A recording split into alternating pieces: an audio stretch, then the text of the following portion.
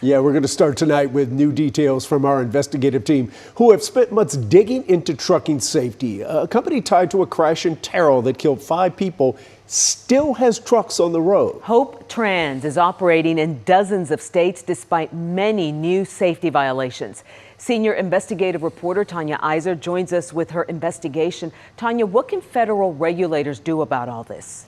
Well, Cynthia, federal law allows the transportation secretary to immediately shut down a trucking company if it's deemed an imminent hazard. But as we'll explain in great deal tonight at 10, that power has been used less and less over the last decade. In fact, Hope Trans trucks have been spotted in Texas and at least 23 other states since that deadly crash.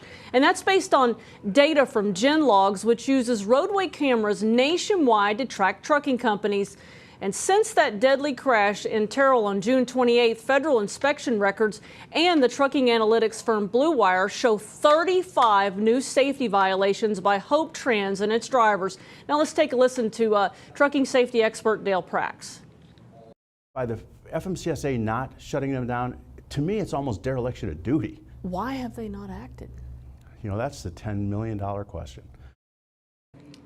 On August 18th, regulators issued Hope Trans a proposed unsatisfactory rating.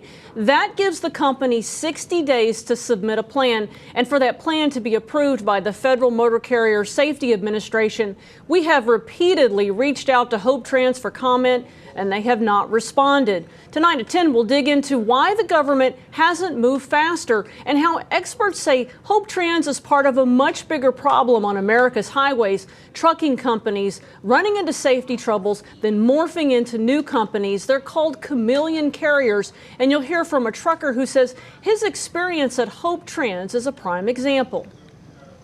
Tanya, I just want to circle back. You mentioned that unsatisfactory rating. What does that exactly mean for the company? Well, if that unsatisfactory rating becomes final, Hope Trans will have to cease operations, and that would be around mid-October. However, federal records show the company's insurance is set to be canceled on October 8th, and at that point, they could not legally operate.